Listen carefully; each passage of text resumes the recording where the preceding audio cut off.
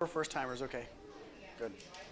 So this will be a good talk tonight. We're going to kind of go over a little bit about kind of what options you have with healthcare, a little bit about where things are trending in orthopedics. We'll go into detail on kind of some PRP and stem cell things, but also just a lot on just health in general and how to optimize our bodies for performance and longevity and kind of decrease the cost of healthcare through getting healthier. So we'll go into a lot of that. Actually, I think I'll just... Good. So welcome to Rejuv, everybody. I'm Dr. Joel Baumgartner, so nice to meet everybody. We'll kind of go into that little story about Rejuv and kind of how we started. Rejuv's been around now for about 11 years, which is kind of crazy. We started about 11 years ago. Kind of came out of, I kind of had to do it. I was working with Abbott Northwestern. Do you guys remember when Abbott Northwestern was kind of in town? So I was working with Abbott Northwestern. It was kind of their sports medicine orthopedic doctor. And then Abbott decided to leave St. Cloud, go back to the cities. Yeah, I didn't want to move to the cities. I kind of wanted to stay here. I was planted here, had friends and family, so had to do my own thing. So that's when Rejuv was born. It was about 11 years ago, which is kind of crazy how time flies.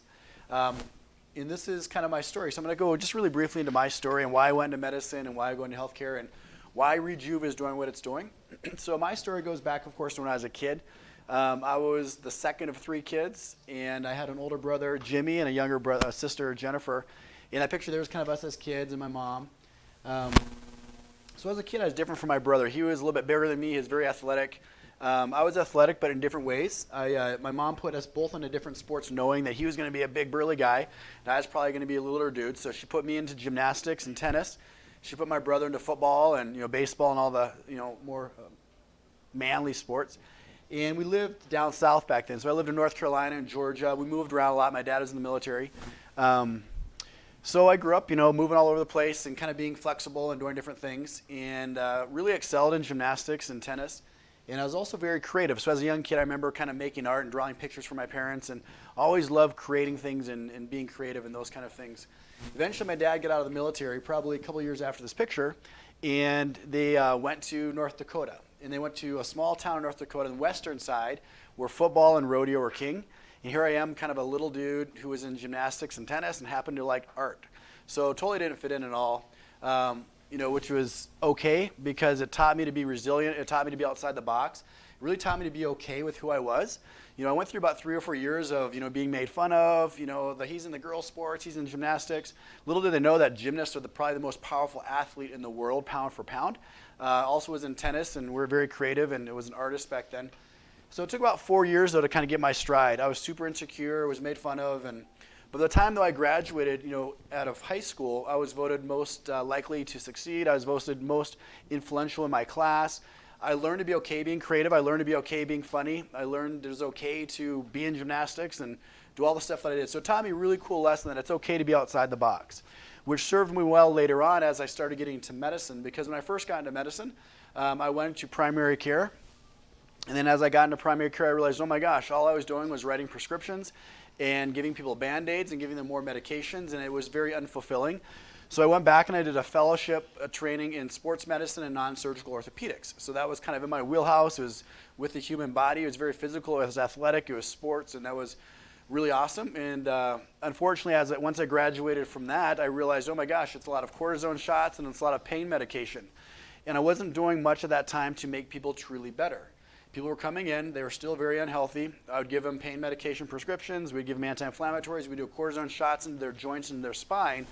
And I realized, this isn't as fulfilling as it should be. So early on, and this is probably early on for me, was 15 plus years ago, I started getting into more of the regenerative type procedures like prolotherapy, whereas a lot of this started in PRP type procedures, and realized this is really where my wheelhouse is. And I started combining that with getting people healthy and working on getting their body healthy so their bodies will repair better. And that's what regenerative medicine is all about, is trying to get the body to heal itself. So if anybody has my new book, does anybody have my book, Regenerate? It's all about, there's a couple people, what's up? So it's all about how to maximize the body and healing, and the body can actually repair itself. So that fast forwards to when Abbott Northwestern left town, and I was left to make a decision. Do I join another big group in town? Do I move to the cities, or do I say, do my own thing? Luckily, I had a patient who was a nurse, and she's like, no, you should do your own thing. You've got a lot of creative ideas. You're outside the box. Healthcare needs to be different. We got to create some different healthcare in our community. So Susan Schneider, who was my nurse at the time, said, do your own thing. And so I said, okay, Susan, if I'm going to do my own thing, will you be my first employee and be my nurse because Abbott's leaving town? So she said, of course I will. So me and Susan started a clinic. Rejuv Medical was up in Sartell at the time. And then about maybe 6 months into it, I thought, you know what? My patients still aren't eating healthy. They aren't sleeping well. They're not losing weight. They aren't as healthy as they should be. So I invited in a personal trainer. His name is J.R. Burgess. And I said, J.R., we got to make our patients healthy. So we started teaching them things about nutrition, things about exercise and movement. And that kind of created the triad of what we do at Rejuv Medical today. So eventually we added a gym. We used to be out of a warehouse down the road. And eventually we kind of came to the facility we are now.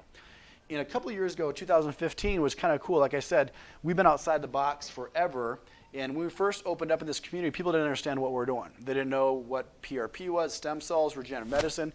We're super outside the box, but in 2015, our business was voted the most influential, the most innovative business in central Minnesota because we were doing things that was making a change and bettering people's lives for the good. So as a kind of a turning point for us, we realized, you know, we're doing something right. And so then eventually we kind of continue to grow, and this is what we've kind of been built on from day one. Like when Susan first started, Susan did a lot of my hormones, my functional medicine, nutrition counseling. Then I added the fitness side of it. We're getting people moving, functional movement, getting people exercising, getting them strong coring, really helping them dial into their nutrition. And then our bread and butter is in the middle. It's orthopedics. Is what can we do with chronic pain, inflammation, arthritis, degeneration, breakdown of the bodies.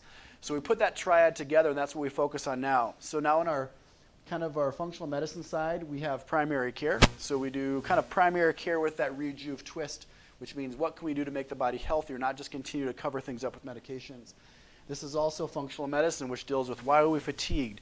Are our hormones out of balance? What's happening with our micronutrient profiles? So functional medicine is a medical workup for a lot of chronic ailments that people just can't figure out. It's pretty interesting. And then combined, of course, with the orthopedics, which is why a lot of people are probably coming tonight is my back hurts, my knee hurts, my body's degenerating. I don't want more cortisone shots, or I don't want more prescriptive medications. What can I do to turn back the clock, which we'll get into here in a little bit. So this is kind of our provider, our providers up there. So we have our newest provider in the back, Dr. Michael Megan. He's in the back there. He's just getting some healthy nutrition after his workout. And then we have Dr. Jana Valine, who is a sports medicine doctor just like myself.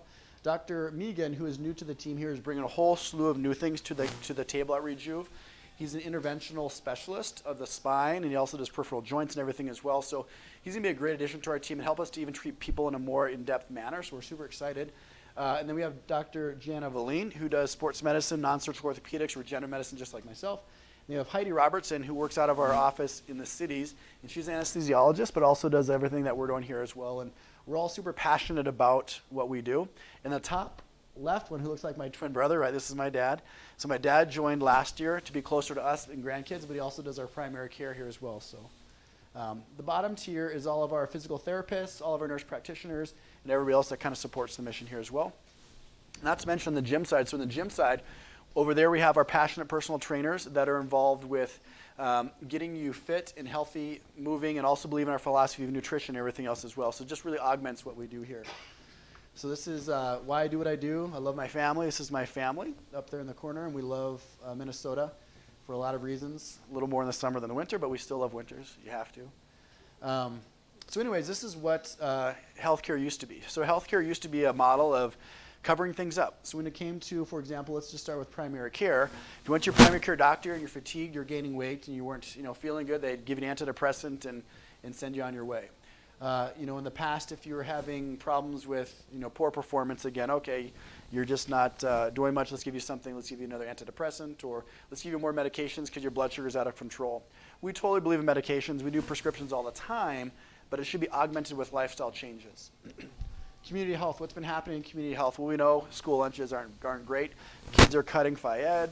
There's not a lot of movement, momentum in our communities on getting our kids healthier as well, which is too bad. Then when it comes to orthopedics, well, if you have pain and injury, it's usually a cortisone shot.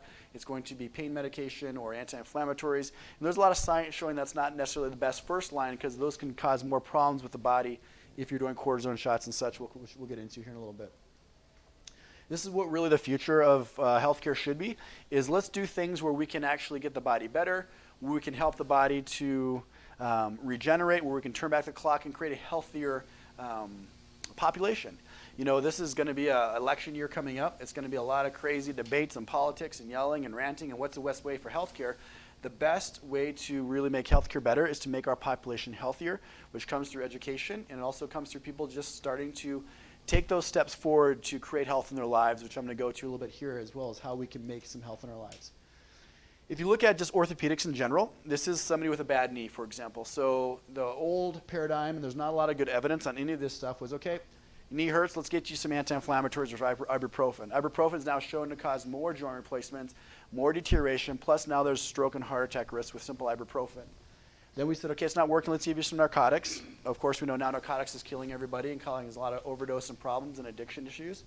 Then if that didn't work, we give you cortisone shots. Cortisone shots are actually shown to be more detrimental to the joint, kills the cartilage, and if you put it around the spine, like in an epidural sense, it actually causes an increased risk of vertebral fracture.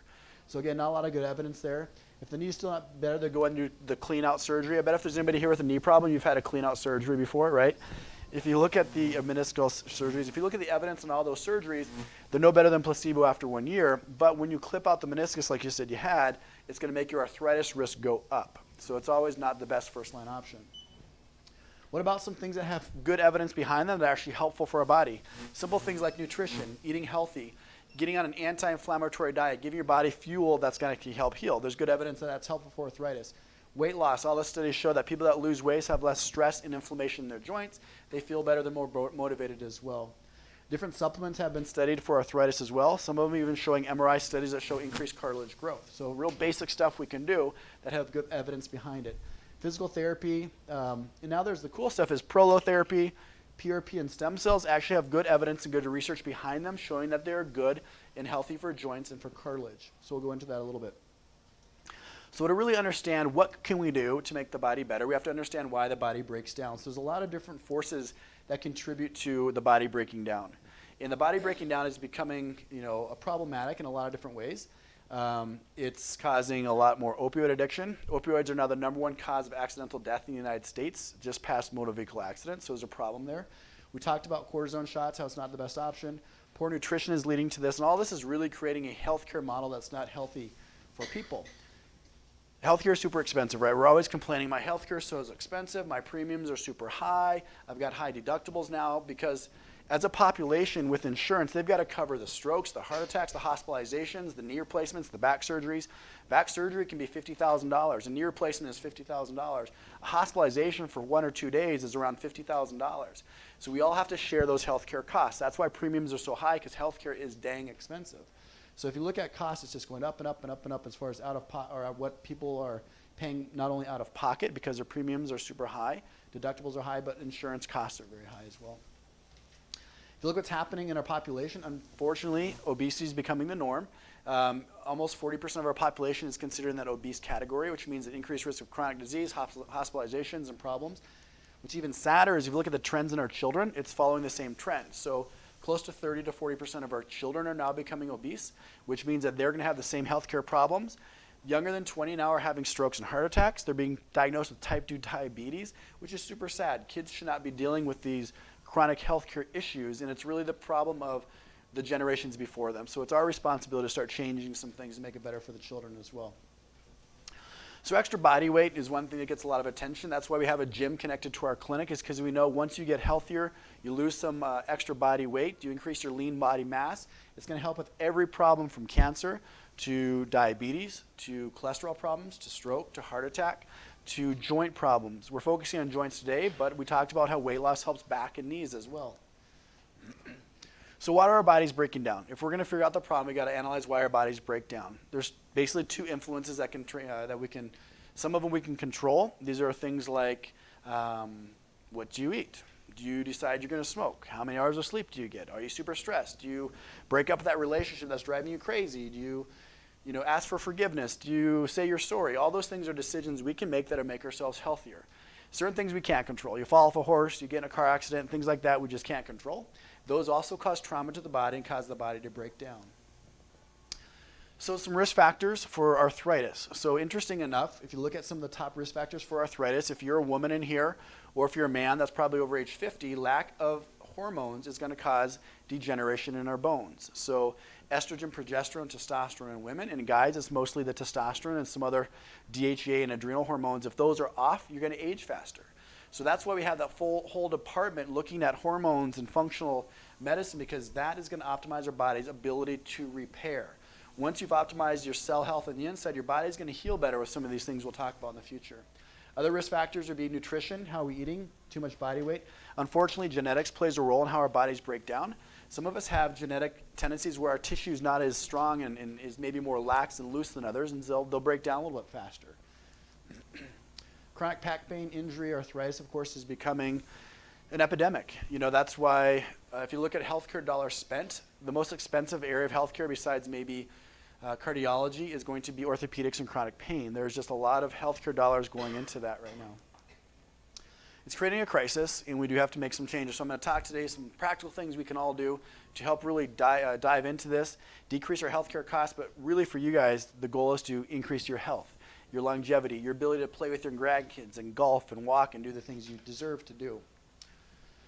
So unfortunately, one of the things is medicine is super expensive. About $412 billion is spent every year on medications. What's interesting with this slide is the blue things in the slide, those are all medications that are prescribed for lifestyle problems, with the top one being pain medication, but also for diabetes, cholesterol. Those are super expensive over time, creating a huge deficit in our healthcare spending. Now, most of those, if I would get healthier, if I do what's right for my pain problems, I'll probably get off my blood pressure medication. I'll have less diabetic medications, less hospitalization, stroke, and et cetera. We talked about opioids being a very big problem now because now number one cause of accidental death in the United States. Ibuprofen, you don't have to say, but has anybody taken ibuprofen in the last week? Probably half of us, right? Because, oh, my back hurts, oh, I've got a headache. So we always go to the ibuprofen, we go to the Aleve. The problem with those medications is this, right? So I want my joints to stay really good. People that are taking daily ibuprofen, Aleve, or anti-inflammatories have 2 times the risk of progressing to a total joint replacement. Now, the thing that's kind of scary too, now there's a warning from the FDA saying no matter how long you take an ibuprofen or Aleve or how often you take it, increases your risk of stroke and heart attack because it's very toxic to the kidneys. So there's some other things we'll talk about. There's different supplements you can take that are comparable on their pain and their anti-inflammatory, but don't have the negative toxic side effects. Cortisone, good or bad? So this is a tough question to answer. What they're finding at the normal orthopedic cortisone dose, which is about 1 cc of whatever cortisone you pick, and cortisone and steroid is the same thing when it comes to joints, definite detrimental effects at those doses. In greater than 3 milligrams is not even a very big dose. That's about a quarter of a normal dose. So what that means is it kills cartilage. When you put cortisone into a joint, it might make your pain better for a week, but the long-term effect is lousier, softer, friable cartilage. We don't want that. If you put into a spine, so for example, a spinal epidural, I'm sure if anybody's had back pain in here, you've had many epidurals. For every single epidural you get with the normal cortisone dose, increases the risk of fracture by 29%, 1/3 increased risk of a spinal fracture. This is a huge study done in 6,000 patients, so it's a good study, a lot of data in that. What about steroids and tendons? So again, I've got a tennis elbow, I've got tendinopathy, I've got tendonitis. Let's put a cortisone shot in that shoulder, that elbow. Increases risk of tendon breakdown, rupture, and that's actually worse than placebo in the long run as far as the pain getting better. What about surgery? I send patients to surgery almost every day for backs, for knees, for all kinds of stuff. But there is also good evidence saying, you know, for example, the meniscal surgery, which you've had, the cleanup surgeries is no better than placebo, but is the number one money making orthopedics. Billions and billions of dollars are spent taking out meniscuses. There are some instances when meniscuses probably do need to be taken out if they're locking the joint's stuck, you can't move it. But usually that's not the case with meniscal tears. Joint replacements, super expensive, and there's other things we can do. In fact, we're finding now in Minnesota there's some insurances that are mandating that the person try stem cells before they even pay for the joint replacement because it's a fraction of the cost for those insurances. Spine surgery, that's a tough one. You know, if you look at stats on spine surgery, it's not great. 50% of those fail or people continue to have pain afterwards. So the really conservative spine surgeon is who I used when I send people for surgery because I know they're not going to cut or do spine surgery unless they know they're going to help the indication or problem. So it's very important to see the right type of surgeons as well. Joint replacement's a problem with that too, is metal toxicities. So again, we always have to be alert of what happens when there's metal circulating in the body, which increases the risk of autoimmune problems, rheumatoid arthritis, and allergies, those types of things. So it's interesting, you look at knee replacements. Another study shows that after about 5 years, about half the patients have their pain back, and about 15% have more pain than they had before. So it's not like you're bionic person after that. You still have issues and things that you got to be aware of and educated on. So what can we do? How can we improve our health? How can we decrease the cost of healthcare? All you got to do is tip the pendulum from breakdown in the body to repair. Our bodies want to try to repair themselves. The bodies, when you sleep, are sending out growth hormone and testosterone trying to repair you. If anybody's ever sprained their ankle, right, what happens afterwards? Your ankle puffs up, and that's the body trying to repair that ankle. About 6 weeks later, you're jogging again because the body repaired itself. So the body can repair. Has anybody ever cut their arm before? What happens? The body sews it back together after a few weeks. So the body can repair itself. What we need to do is tip that pendulum over to repair and regenerate as opposed to degenerate. So things that influence the degeneration, unhealthy lifestyles, poor sleep, trauma, genetics, dysfunctional movement, being stiff and out of shape, cortisone, anti-inflammatory medications, all are going to tip your pendulum to degeneration. Things we can do to tip our pendulum to regeneration are going to be healthy nutrition, losing the body weight, getting functional movement, physical therapy type stuff. And then now we're going to talk a little bit about the PRP, the stem cells, and some other things we can do that can actually really optimize our health and get our body in the repair mode, which is pretty cool. So the last 10 years, I've just been putting all this stuff together, and then I finally purged over the last 3 years all this knowledge into one book, and it's called Regenerate. And the book just goes into, the question I always used to ask people is, can we regenerate? No one would ever raise their hand. But there is enough evidence out there to show that we can regenerate. I mean, we aren't starfish, right? You can't cut off your arm and the arm doesn't grow back out again, but we can get a positive influence on joint and cartilage, which is pretty cool. So this here is kind of a fun little slide. I'll push play here. This is just kind of a testimony of a former Minnesota Viking. I'm sure you guys all recognize him, but he did give us permission to use his name.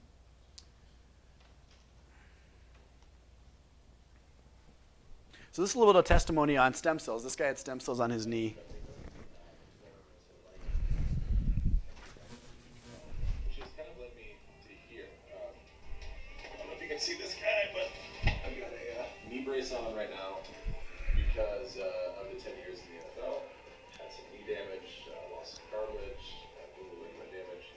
So I've come to Rejuv to do a non-surgical procedure to take stem cells out and throw that in my knee and hopefully get some cartilage regrowth in my knee.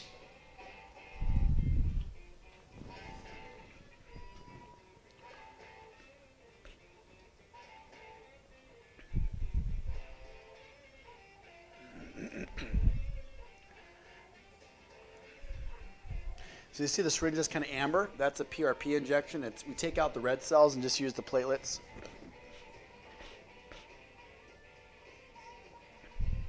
And we play this song over and over again in the exam room, so you'll hear this song 1,000 times if you come in. It's all we play is this one song.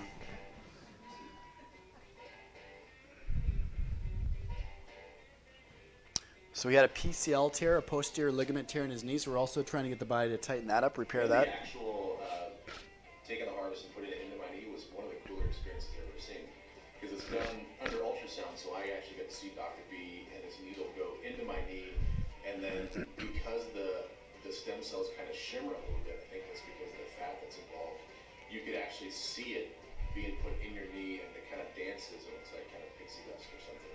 So it was kind of cool to see. So you can actually see it go into your knee and there's a full complete process that's happening. And that was really easy.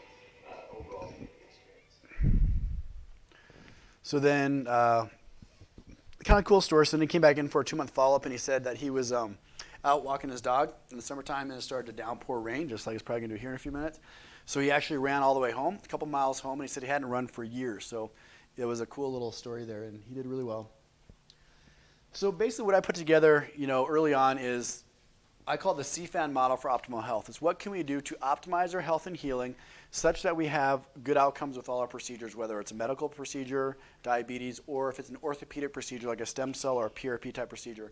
So we'll go into the CFAN model, but what our goal is to do is we're here to restore health and regenerate the body.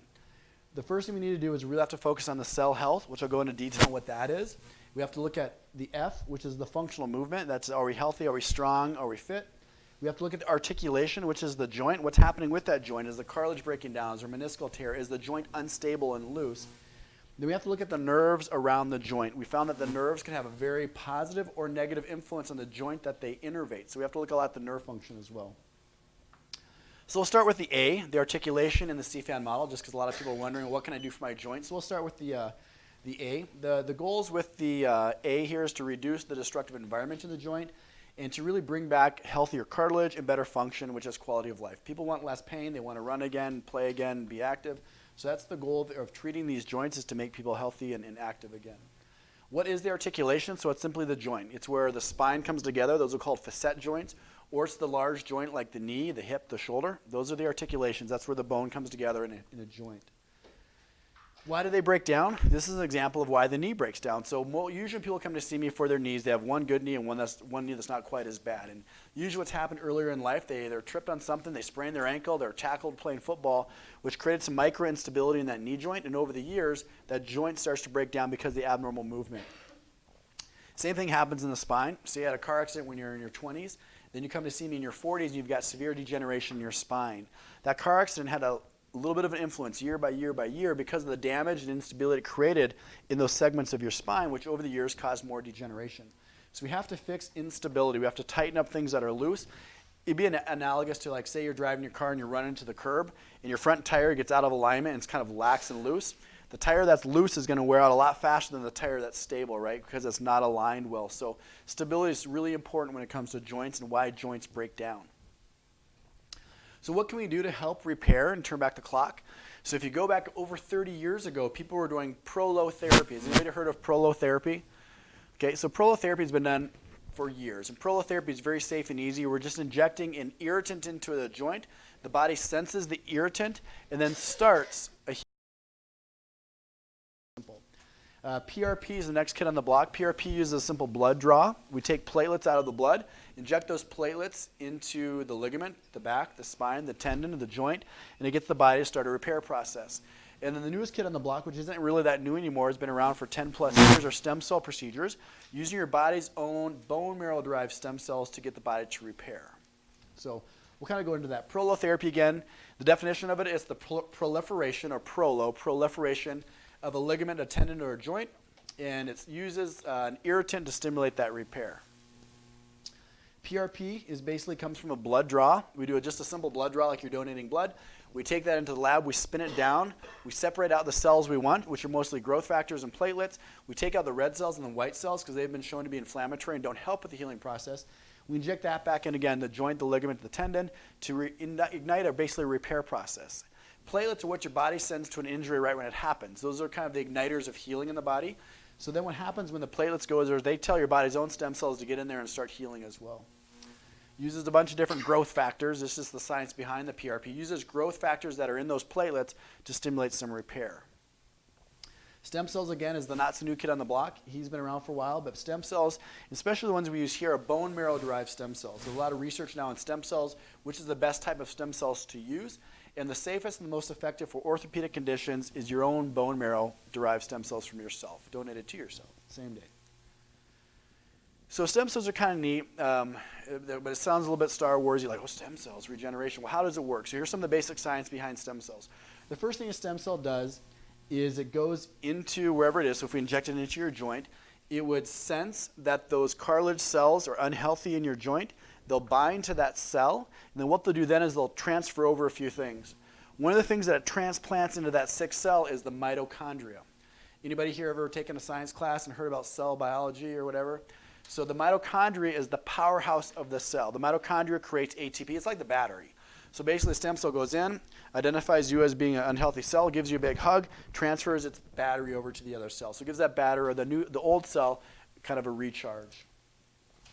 The next thing that does is it goes into a joint and realizes, oh my gosh, this joint is out of control inflamed. If anybody's ever had a bad knee, arthritic knee, it's hot, it's achy, it's inflamed, it's irritated, it's swollen. There's a lot of out of control inflammation happening in that joint. And the macrophages, which normal job is to go and just kind of clean up debris lightly, in inflamed arthritic joints, the macrophages get overconfident. They start eating out normal tissue as well. The stem cells say, hey, you guys, cool off. It calms down the abnormal inflammation and actually tells the macrophages to start creating healthier proteins for that joint as well. The next thing it does is it's called paracrine signaling. It basically is a messenger, goes in, identifies, oh my gosh, we've got a mess here. This arthritis is really out of control. And it sends signals to the rest of the body that we need more stem cells to come help. This army is not big enough, so the stem cells will recruit other cells to come and attack that degeneration. So they basically come in, identify an injury, and signal the body to send more helpful healing cells to that area. The last thing they do is when they're doing that bear hug, transferring over their mitochondria, they also transfer over what's called an exosome. The exosome contains something called RNA.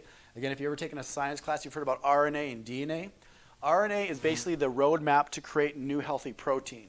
So it transfers this roadmap into the unhealthy cell and says, you are unhealthy, you got to start creating some healthier proteins. So then that cell takes that RNA and starts to create healthier proteins again. So the goal with those stem cells is to reduce that destructive environment, is to restore that joint and the healthy communication back into that joint, and to finally regenerate homeostasis, which means it helps the stem cells to start creating healthier tissue in that joint. This is so when Mr. Lieber was talking about seeing that kind of fairy dust kind of spread, this is what he's talking about. This is the knee, the arthritic joint. This is basically just a really blown up picture of the surface of the joint. Here's the needle coming in. You can see here he called it fairy dust dancing. So you can see how the stem cells kind of stick to the cartilage and kind of create a new layer there of cells. And so this is the initial transplant of those cells. So what about these things? Is there good evidence? Yes, there is. So for example, the prolotherapy. So when you look at evidence, level 1 evidence is the top evidence you can have in research. And there's a lot of studies that shows prolotherapy, which is the most basic form of regenerative treatment out there, has a lot of good level 1 evidence for arthritis and also for tendon injuries. This is some PRP studies showing that PRP, when combined also with a lubricating injection, is augmenting and heals. There's a lot of studies with PRP showing that it increases cartilage health, that it heals tendons, and helps with cartilage volume as well. The areas where there's been good studies with stem cells are knees, a lot of knee studies, rotator cuff tears, ACL tears, and spine issues as well. This study here just shows that stem cells in a knee increase cartilage volume in humans when it was studied on a human. This one here, this is from 2013. This study kind of goes into detail and talks a little bit more about arthritis. And this one was we're looking at safety. It said the intervention was simple, safe, did not require hospitalization, and significantly improves cartilage quality, which is what we're looking for with arthritis. This study here, 2015, they did a lot of pain scores, and they showed that it decreased people's pain score. So anytime you go to a place, what's your pain level? Oh, it's a 10. This one showed that people's pain scores went down, which is great. This is an interesting study, 2008. Again, this has been around for 2008. It's almost, 11 years ago. This study showed significant cartilage growth, which is what we're looking for, decreased pain and increased joint range of motion and mobility, which is great. This here is kind of looking at bone marrow-derived versus fatty tissue stem cells. And again, conclusion with that is that the bone marrow stem cells actually have a better ability. This study, 2010, shows that of all the different ways to get stem cells, the bone marrow were superior to all the other ones for creating a healthier cartilage matrix or growth of the cartilage. Again, this one just shows bone marrow is safer than a lipoaspirate or a liposuction as far as complication risks. So another thing that makes us unique is we're not just taking these stem cells and squirting them in your joint and saying, hey, we'll see you later, thanks for everything. We actually follow a very integrated approach to optimize your outcomes, which means we do look at hormone levels, we do look at your cell health, we do talk to you about nutrition, we do a lot of other recommendations to optimize the outcome before, but also even after the procedure. How do you rehab? How do you do physical therapy? How do you unload that brace? We've really dialed it in to increase these outcomes. One thing that's very innovative about what we do is we process our cells here, and we can kind of dial in what kind of PRP we want, how concentrated we want the cells. We can dial in the cell numbers we want to really kind of create PRP and stem cells based on what your needs are. And we do that processing here. We do a lot of precision guidance injections. So we either use fluoroscopy to guide our injections, or we'll use ultrasound to guide those injections. And you want to make sure that tissue or the stem cells or the PRP is directed to the tear. So this here shows you a rotator cuff tear of the supraspinatus tendon. You can see this large gap there. This is an image with an ultrasound, and we can basically deliver those cells inside that tear. Then the platelets kind of stick, or the stem cells will stick. They'll kind of create kind of a clot type of formation there. And eventually it'll then pull the ends together, and we put a new ligament together there, which is kind of neat. We also kind of mix a lot of things together. It's not just using stem cells, but we'll do stem cells combined with some PRP, or we'll do some stem cells combined with what's called a platelet lysate or platelet releaseate. And that's just basically a bunch of growth factors that we extract from your platelets. And it's usually, this is right here, it's the clear one. So the clear one is all perfectly clear. These have cells in them. The clear one is just basically growth factors that we pull out of the platelets through a freezing mechanism. And almost acts like a fertilizer. It kind of enhances the healing process with stem cells. The other thing we do is we're very, you could say, detailed when it comes to how we inject. So I've written 2 books now that teach doctors how to do these procedures. Part of our mission at Rejuv is to go outside of what we do here and teach other doctors how to really be good at what they do. And I have 2 books, and this just kind of shows the detail of the first book on how to inject a knee. You can see how this is my first book. This chapter on my knee, the next one, which I'm just editing right now, has about 7 pages. So it's getting even more complicated and more things we can inject and such. This is just at my desktop a couple weeks ago of me working on the knee and the procedures and how to optimize that. So one thing that makes us different is we, instead of a one shot on a joint, if you get your knee done, we probably have about 15 to 20 different small things that we inject to optimize the outcome in that area. So then we get to the CFAN. So we've talked about the articulation. Now, over the last few minutes, I'm going to talk a little bit about cell health and some other things we can do to kind of optimize our outcomes. And to keep us on time, I'll kind of fly through some of this stuff. But so the goals when it comes to cell health is to do a few things. We need to start with the mindset. We have to have the belief that we can do it. That means I'm going to start exercising, or I'm going to push back on the second servings, or I'm going to drink more water today, or I'm going to sleep better. So we have to have the mindset. The first thing we have to change with health is our mind. So we have to spend a lot of time in getting people motivated and dialed in and really bought into changing their health. Then we have to improve people's fitness, their nutrition, eventually their body composition. Often if people are fatigued, I can't lose weight, I've tried everything, or I'm super distressed and fatigued, we have to look at what's happening with their hormone levels. That's why we talked about what's happening with the functional medicine thing, is we've got to figure out what's happening on the inside of our bodies if we're going to optimize the healing on the outside. So we've kind of patented this 6 elements of health is what we call it. And the 6 elements of health basically go into the things we can do from basically lifestyle medicine to make our bodies healthier. The first thing is mindset. The second is breathing. How we eat's important, drinking, sleep, and movement. So just to touch a little bit on all of this. In fact, what we do now is we're putting all this online. So when people come in to see us, for example, for their stem cells in their knee, we give them access to an online version and a health coaching platform that teaches you a little bit about each one of those things, again, to optimize our outcomes with these procedures. Well, what is mindset? Mindset is how we think.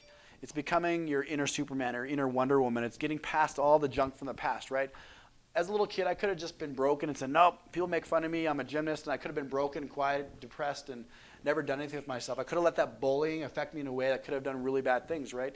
But I took all that hurt, all that brokenness from my past, and I said, no, I'm going to become a little Superman. So luckily, as a kid, I had good support around me from my parents, from some good friends. I thought, no, this guy's kind of funny, and he's super creative. I'm going to be his friend. So like I said, I had like 4 or 5 bad years, and finally I made a good friend, and then I got more confidence, and then I made more friends, and eventually just steamrolled. But luckily, my mindset as a kid, someone intervened on me, and I was broken, but I was repaired, right? So it comes to becoming your own Superman, which means identifying your brokenness, identifying your weaknesses. We all have weaknesses, but then identifying also with your superpowers. We are all created in amazing ways. God gave us super talents. You know, there's a lot of things that we are made for a purpose for, and it's finding your own purpose, because that's going to change your mindset.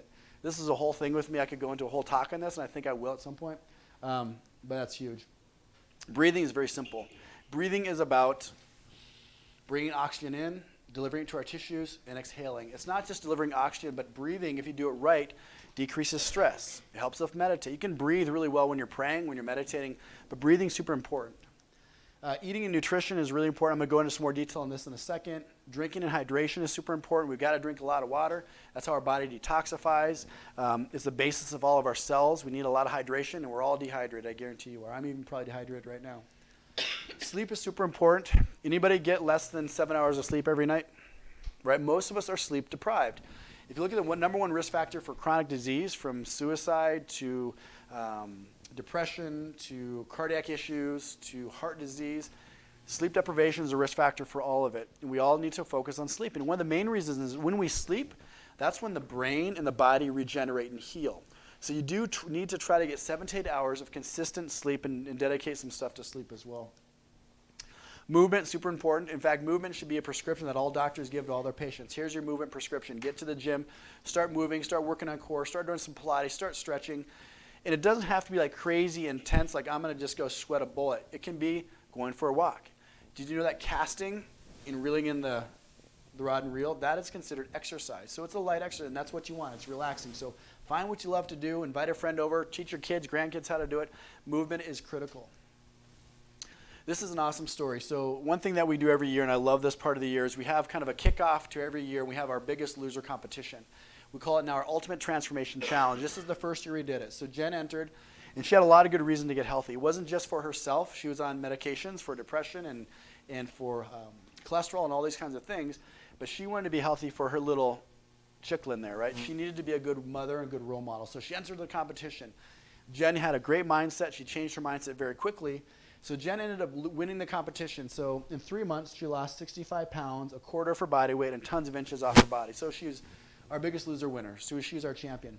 But she wasn't done. She's like, nope, I'm going to hit that 100-pound mark. So a few months after that, about 1 year later, there's a scream coming from the gym. We thought someone was traumatized, so we ran over there, and Jen had just got on the scale, and she passed the 100-pound mark, which was such a great experience for her. But it transferred a lot of energy to all of us because we realized we're making a dang difference in people's lives. So Jen no longer has medication. She's off that expensive stuff that we talked about. The cool thing is now she's a role model for this little child, right? So she's teaching her how to eat, how to move, how to exercise, and it's just great when you start making that mindset and that change. So this is a good testimony to why we become healthy. Evidence, though, of weight loss and arthritis. The study shows that when you lose weight, you have less inflammation, less joint pain. So we'll go into nutrition a little bit. Hippocrates said, let food be your medicine and medicine be your food. So this is tons of years ago. He's super wise, and it is true. We have to eat very healthy. Unfortunately, in our standard American diet, which is a very sad diet, it's been polluted with what? Tons of sugar. We eat over 160 pounds of sugar a year. We eat over 200 pounds of processed flour per year, or just simple flour. And vegetable oils is becoming, and if you look at the ingredient when you go shopping, vegetable oil is probably one of the number one ingredients. Even though it says vegetable in that, it's a very unhealthy fat source. Fat is awesome, fat is amazing, but it has to be healthy, anti-inflammatory type fats like olive oil, omega-3s, fish. All those have a very good calming, anti-inflammatory source of fat. And nutrition just needs to become a way of life. And I was listening to some stuff today on nutrition, and one of the things it said is that, when you want to go eat, you want to go have some good food and have dessert, do it, enjoy it, and don't feel a lick guilty about it. And the cool thing about that is when we do things like that, it actually sometimes can rev our metabolism and jumpstart our hormones to keep losing the weight. So don't worry about cheating here and there. Just 90% of the time, be healthy. 10% of the time, have a blast, right? And you can have a blast being healthy, too. I'm not saying healthy is, boring lifestyle, but... So what we've put together here is basically a few different options for people. We used to have one option at Rejuv. We called it Rejuv for Life. It's basically a clean eating, low glycemic index meal plan. The problem with that is it's very restrictive. There's only one way to eat. We found there's a lot of different ways to eat. And so now we have a few different options. Some people are coming in that might have risk factors for cancer. If you have cancer, you might want to do more of a plant-based lifestyle, which all the studies show is much better for especially colon, prostate cancer, and breast cancer in females. So if your breast cancer is in your family, you might want to think about being a vegetarian or being 90% vegetarian because of the cancer risk. Autoimmune profile. A lot of our patients have rheumatoid arthritis, autoimmune disorders, lupus, all kinds of things. There's an autoimmune protocol that's been shown to be very helpful for autoimmune type diseases. Some people want to lose weight quickly, and they want to lose weight fast, and so we might recommend a ketogenic or a lower carb type diet, but that's not for everybody. And a lot of this is going to be based on genetic recommendations. So there's about 5 of us at Rejuv now that are going through genetic testing courses so that we can be certified in genetic testing. So if you're coming in, a low carb diet might not be good for you. A high fat diet might not be good for you. So it's really becoming genetically specific on the types of nutrition plans that we'll be recommending here in the next 3 or 4 months. One thing we do know, though, with all nutrition plans is you have to slide down the crappy carbs, which means throw away the pop, throw away the sugar. You've got to eat healthy carbohydrates, which are coming mostly from vegetables, and decrease the processed foods. If you want to lose weight, you absolutely cannot lose weight. The average American eats about 200 grams of carbs a day, just to let you know. That's why we gain an average of 2 pounds per year. If you want to start losing weight or maintaining weight, you got to get to around 100 grams of carbs a day. When you start reading labels, you're going to be shocked at how many carbs are in everything from sodas to chips to pops to breads. If you want to actually start losing weight, 1 to 2 grams of pounds a week, We call it accelerated nutrition. You got to get less than 50 to 100 grams of carbs a day. If you want to, we call it advanced nutrition or the ketogenic version of losing weight. You've got to dial your carbs into almost less than 25 to 50 grams of carbs a day. What's cool about that is when you dial down your carbs, your body starts mobilizing fat for energy. You have two energy sources in your body, fat and carbs. If you don't give your body carbs, it's going to burn the fat. It's that simple. So you got to drop the carbs down to a certain level. When you do that, though, when you start getting into this keto thing here, you do have to start increasing your healthy fats, okay? So wow, 60 to 75% of people on a ketogenic diet are getting their, it's all fat. So it's got to be good fats. You can't just be going out there and eating sausage and all saturated stuff and processed meats. It's got to be a very healthy fat source. So it's really important that if you go keto, that it's a healthier form of that. What about intermittent fasting? Has anybody ever intermittent fasted? Woohoo! Right? 2, 3, 4, 5 is. So yesterday I just got off a 48-hour fast. It's the longest I've ever done it, but it was pretty cool. I fast every day, usually for about 12 to 18 hours, so I'll skip breakfast usually about 1 or 2 in the afternoon. Just every day I do that. Super convenient for me because I don't have to make breakfast. I can drink a coffee and just get to work. But what happens when you fast is your body starts to digest fat, which is really cool. So if you have problems with weight loss plateaus or you're trying to optimize your genetics and your healing, fasting is really nice. Again, I'm going to do probably another 2-day fast starting today. I haven't eaten yet today. I'm going to just go for another couple days. But it does a lot of really neat things on resetting some of the things genetically. It helps the body just start mobilizing abnormal cells and getting the body replenished with healthier cells. It like recycles the body's stuff. But once you start to get into the point where you fasted for a day, your body starts to mobilize fat as energy, and you actually get a ton of energy. I'm super energetic right now. I had a great workout this afternoon, full of energy. It was great. So my body right now is burning fat from my energy store. Fasting and stem cells. We often recommend this for our stem cell patients because there's been a lot of data and research now on people that fast actually create more stem cells and have healthier stem cells as well. So fasting is very important when it comes to getting the body to repair. The next thing when it comes to cell health is what's happening with the hormones. We kind of talked a little bit about functional medicine and what does it mean to check your hormones. Basically, there's a few different types of hormones. You have your sex hormones, which for guys is testosterone, DHEA. For females, the sex hormones would be progesterone, estrogen, DHEA, and testosterone.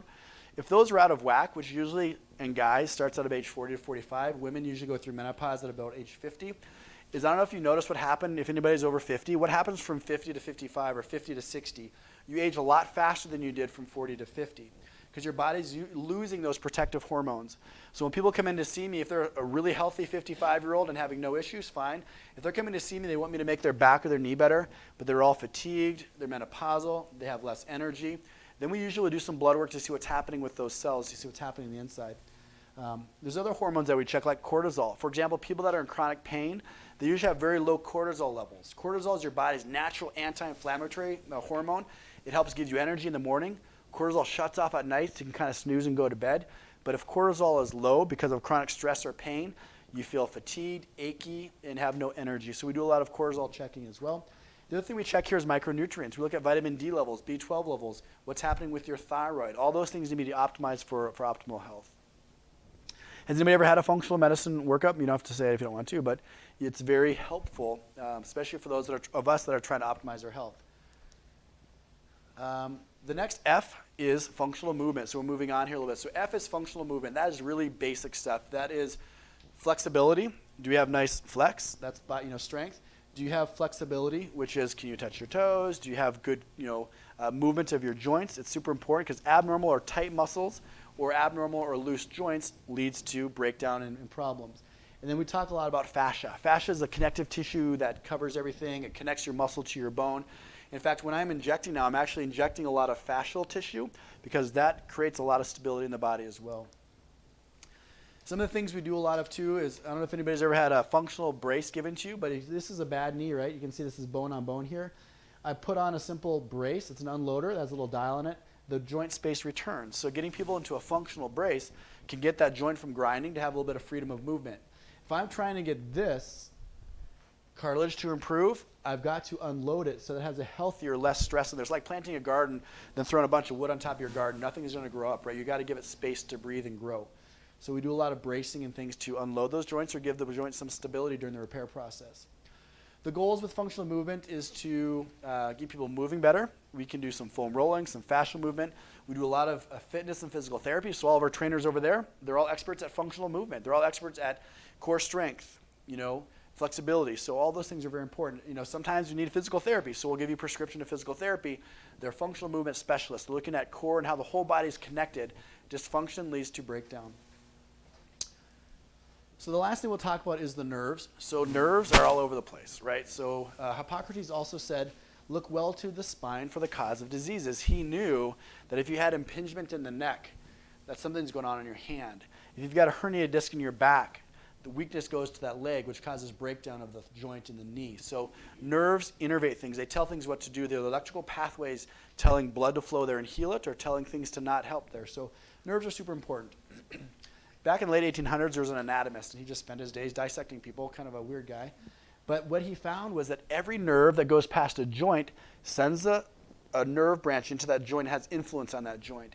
And that's super important nowadays when we're trying to help people's pain. So I see people every day with knee pain. I'm finding that 30 to 50% of their knee pain is coming from nerves that are outside of the joint as the source of their pain. They even did a study on about 30% of knee replacements are done, and they would have needed to be done if you would have looked at the nerve as the source of the pain, because nerves cause pain. Tunnel syndrome. So has anybody ever had carpal tunnel? It affects how that hand works. It causes weakness. It causes you to drop things, because the nerve getting pinched here causes everything in your hands not to work right. So carpal tunnel is a very simple thing that we treat a lot of. But you know what? In the body, there's 30 different tunnel syndromes. So it's not just carpal tunnel, but the nerve can get pinched in the neck, in the armpit, in the elbow. You can get pinched nerves around the knee, the pelvis, all kinds of places the nerves get pinched. So we do a lot of work freeing nerves up in areas of impingement, because then whatever's downstream from it works a lot better. We do a lot of epidurals, right? But our goal is not to put cortisone in there to cause any problems. Our deal is to do an epidural to free up that nerve so it's not impinging and causing dysfunction downstream to it. Why is that important to treat nerves? This is awesome. So when a nerve is compressed, for example, if I would sit here and I compress my median nerve, which causes carpal tunnel, for about 10 minutes, if I put enough pressure in there, which isn't a lot of pressure, it's about 30 millimeters of mercury, so about this much pressure. Over time, I'm stopping the blood flow to that nerve. The nerve becomes hypoxic, just like a little heart attack. And what happens if the blood flow stops, or if it's compressed for too long a period of time, the nerve releases these guys right here. Here it comes. It releases substance P and CGRP. So you're like, who cares? Well, what happens when you release substance P and CGRP, for science nerds, that's super cool, because it's giving us insights on how we can repair the body. If that nerve is compressed here, say my shoulder nerve is compressed for too long because it's trying to get through some little fascial planes or a little tunnel where there's some bone spurs on it. When you release CGRP, if that nerve starts to leak some CGRP, it's like a toxic neuroinflammatory substance. It causes collagen to break down. Collagenylysis is the breakdown of collagen, so it can cause Achilles tendon to rupture. It can cause the rotator cuff to become weak and start to rupture. So it causes collagenylysis. It causes calcium to be formed in places you don't want it. So often I'll get ultrasounds, right, of like this is a patellar tendon. See all this calcium forming here? That's abnormal calcium that you don't want in your tendon. That's because the compressed nerve, possibly coming from the saphenous nerve into the knee, is causing calcium to be deposited there. It causes osteoclasts or stress fractures. It causes bone to break down. We don't want compressed nerves. So what happened, 10 years ago, you had shoulder pain. It's coming from the joint. Here's some cortisone. Half the time, I'll treat a rotator cuff problem by just treating the nerves around the shoulder, and then the body's able to repair itself, because I've stopped the abnormal breakdown of the collagen by getting the nerves healthier. So we do a lot of work with nerves as well. The goal of these treatments is to release those nerves that are entrapped. If you don't release the entrapped nerve of the carpal tunnel on the shoulder and the neck, those nerves will continue to release those neurotransmitters that cause breakdown. We want to restore the nerve back to a normal function. So what's cool is there's different things that they're found now that combine to a nerve and flip it back to a normal function. So the only thing we used to have 10 years ago was lidocaine and cortisone. They both bind to the nerves but do nothing long-term to help the nerve. We're finding some simple things like sugar analogs, if they're injected around a nerve, actually causes that nerve to reset and go back to a normal function. It binds to a receptor on the nerve and says, hey, nerve, chill out, go back to normal function. So dextrose, mannitol, and possibly vitamin D, they can all bind to nerves and get those nerves to flip back to normal function again. It's better. Then we can go in and regenerate the tissue with the PRP and the stem cells, and the outcomes are a lot better because we've taken the negative influence way of that nerve. This is just a study from Mayo Clinic using on carpal tunnel, using a mannitol or a sugar-based solution around the nerve. Was very helpful for the carpal tunnel. This is what a carpal tunnel procedure looks like. We do a lot of these every day. You can see here's the nerve in the tunnel. Here's me coming in with a needle, and I'm injecting above it and below the nerve. When I'm done with the procedure, the nerve is then floating freely, and I'm dissecting away all the fascia and the adhesions around that nerve, and we're freeing up that nerve so the nerve is now free to floss through that tunnel. It's not getting stuck in there anymore. So these are very simple. So it's done two things. It's freed up the constriction, but since we're using the mannitol solution, the mannitol binds to that nerve and helps the nerve to reset and heal. This is really neat. So this is, again, looking at, we've known for years that cortisone in the spine is not good. So a really good friend of mine, Lisa Schmiegel, with Dr. Dean Reeves, they did a study looking at what happens when we put dextrose at 5% into the spinal space to see what happens. What they found, it was super effective, so it stopped people's pain, was better than cortisone as far as how long it lasted, and was super safe. There's no negative side effects with it. So caudal epidurals are now very popular, or you can do any kind of epidural using dextrose instead of steroids now. And it does not have that negative effect on the bone and the breakdown and the fracture risk. So really when it comes to what we want to do, we want to take all what's happening right now with our technology, from ultrasound-guided injections and all the research on nerves and PRP and stem cells. That's very innovative. We want to combine that with an integration of getting you healthier, looking at your cell health, looking at the protoplasm on the inside, what's happening with your hormones, your nutrition, your movement. When you do that, that equals optimization in our bodies. That gives our body the chance to heal, repair, turns back the clock, stops the chronic disease, and actually helps us to regenerate the body. So we'll just end with one more little talk here, and then I'll open it up for some questions. Hi, my name is Mary Vanderweis. I live in Big Lake, Minnesota. My story is I have spent many years working at a desk where we did not have an ergonomic workstation, and I started getting headaches. They started about 8 years ago. However, the last couple of years, they've gotten more frequent, more intense, where finally I was having them. Maybe I would have one day off out of 14 days. I had no life anymore. I couldn't go anywhere, do anything. I spent over $8,000 out of pocket on chiropractic, Chinese medicine, including acupuncture, acupressure, cupping. I did anything I could think of before I turned to the medical side. Then I have had, before I came to Rejuv, I have had 5 different sets of nerve blocks, a radio frequency ablation. There's just been no relief at all, none. So I started coming here only 4 weeks ago today. I have had 2 sets of nerve blocks, the second one being today, and 22 days ago I received the PRP injections. I don't know which part of it is working, but it's working. Today I'm on day 5 without a headache, and that's amazing. It's changed my life. So anyway, if you're watching this and you have a chance, give Rejuv and Dr. Baumgartner a chance. It will change your life. Hi. So we love what we do. You know, we're passionate about healthcare. We're passionate about people. We're passionate about making changes in people's lives. And I get emotional every time I hear these types of things, just because it just reinforces why we do what we do. And we love going to work. I start really early in the morning. I go late at night sometimes, but it's because I love what I do. You know, I did not always love what I did back in the day when I was doing cortisone or prescribing medications all the time. But we'll open it up now to questions from people and answer a few questions here. And at the end of it, I think we'll have a few people around. If you guys want to do a tour of facility, see what's happening in the gym, go back in the lab, see some stuff here, we'll give some tours afterwards as well. And I was going to say, too, if people want, we're going to be scheduling, if you want to come in and see me or see any of our practitioners, we are opening up some slots for you guys to try to get you in just because things are booked up. But we'll definitely have some openings for you guys if you want to get in. So you can talk to the gals back at the desk if you want to get in. But anybody have any questions? Yes, sir. So the spine, it's hard to unload the spine. You can do some things in the spine like, traction, for traction, inversion tables. You can hang from a pull-up bar. Just that kind of stuff has showed to unload the spine. We do put everybody that does lumbar procedures into a lumbar brace. Lumbar kind of locks into place and it pushes you into a little bit of an extension of the back. That's a very healthy position for the back as far as the discs go. So we do put lumbar people into a different kind of a support brace, but it's not unloading things necessarily. It's actually helping to stabilize. Yep. Yep. How about insurance? So insurance is changing quite a bit over the last probably I'd say 2 or 3 years. There's probably about 4 insurances in Minnesota that are covering these procedures like the PRP and the stem cells. Like I said, a couple insurances are mandating before I do a knee replacement on you have to have failed a stem cell procedure because they're saving about 84% of their healthcare dollars covering these things. A lot of the self-insured larger companies are looking at these options as serious ways to decrease their healthcare costs. A lot of the other stuff that we do, like the epidurals, the nerve shots, all of our office visits, the unloading bracing, the physical therapy, I'd say 90% of what we do is covered by the insurance. The only stuff that is sometimes questionable now is going to be the PRP of the stem cells, but like I said, that's changing. There's a few insurances now that are covering it.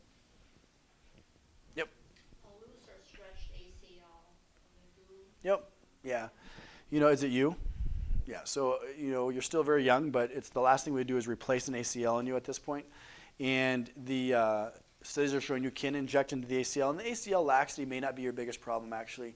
It may be an MRI showing you have a loose ACL, but it's what's happening because of the laxity with the cartilage degenerating. Are you getting some arthritis too? Have they talked about the arthritis in there? A little bit, but I read meniscus and things like that. Yeah. So meniscus, ACL, arthritis, all those things are amendable using the PRP or the stem cells. How we make a decision between PRP versus stem cells is often based on the severity of the arthritis. If you're just pretty mild, you might be okay with just doing PRP. Other questions? Yeah. On a hip, if you guys already have some bone on bone, is there still a possibility of stem cell here? Yeah, hips are actually, of all the different joints, the most stubborn of all the joints. They have the slowest recovery with stem cells. They are a little more finicky. Sometimes it takes more treatments to get people there. There are a lot of things that we'll do even prior to treating the joint, the hip with stem cells. We'll do what we call dilating injections. When you get bone on bone and things are grinding there, you're losing the range of motion. We'll go in about 3 different times, about 1 week apart, with just some of that mannitol solution, not high-dose cortisone, to try to loosen up the capsule, give you more space, and see what that does for you. And then sometimes we'll look at the severity of the arthritis to make the decision, are you a good candidate or are you not a good candidate? But there's usually something we can do to help. Yep. Is there another in the back row? Yeah, it's a good question. So basically you have the 3 options. You have the prolotherapy, you have the PRP, and you have the stem cells. They're all the same technique-wise. The way we inject and what we inject, the tissue, the fascia, the ligaments, and all the supporting structures all get treated. The difference between the 3 is really the power of the solution. So it's like going and hunting an elephant, which would be analogous to severe arthritis, but using a BB gun. Eventually you might take it down, but it's going to take a lot more treatments with the prolotherapy. If you have more advanced arthritis, sometimes you might want to go to the shotgun or the rifle, which is a little more powerful to get the job done. So a lot of that depends on the severity of the arthritis, whether we do one versus the other. Yep. So what might take 5 prolotherapies may take 2 PRPs, might only take 1 stem cell. So going back to insurance, again, you said 90% kind of cover. Does Medicare, is that included? So Medicare won't cover the PRP or the stem cells. They will cover everything else, from bracing to physical therapy to a lot of the other types of injections that we do, to a lot of the nerve work. So most things that way will be covered. So sometimes it's good just to get in, see what's going on, and so you know what your options are. Cost-wise, what would that cost the individual on your own? Doing like a PRP or stem cell. So PRP is going to range anywhere from $600 up to probably $1,700 if you're doing your spine. Stem cells will range from probably $500 to $6,500 depending on the area you're doing. Again, the stem cells are probably 3 or 4 times more powerful than a PRP, so the cost is going to be about the same in the end of it.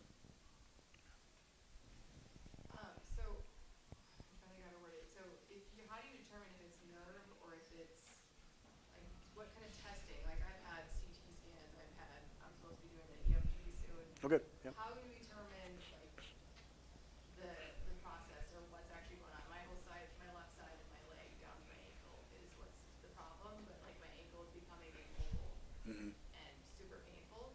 Yep. So now the next step is to figure out if it's nerves, but, like, If it's painful, 100% it's a nerve.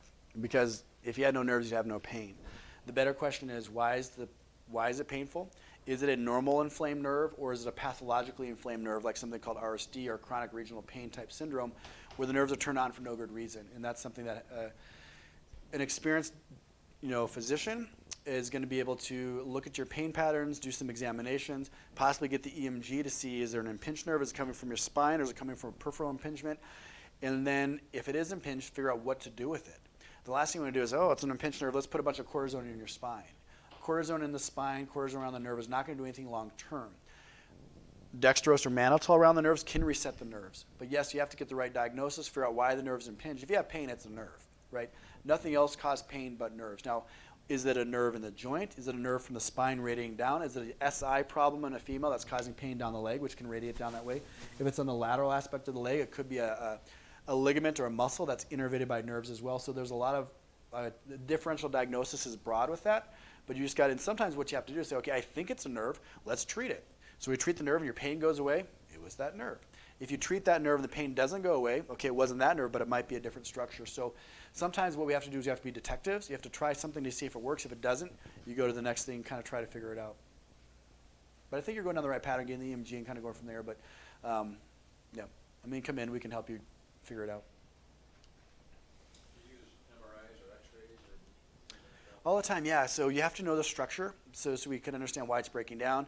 MRIs are very standard. We have X-ray in the house. Or X-rays every day to see, okay, how's the arthritis weighted out? So usually we'll start with X-rays. Sometimes we use our ultrasound. Ultrasound is very diagnostic.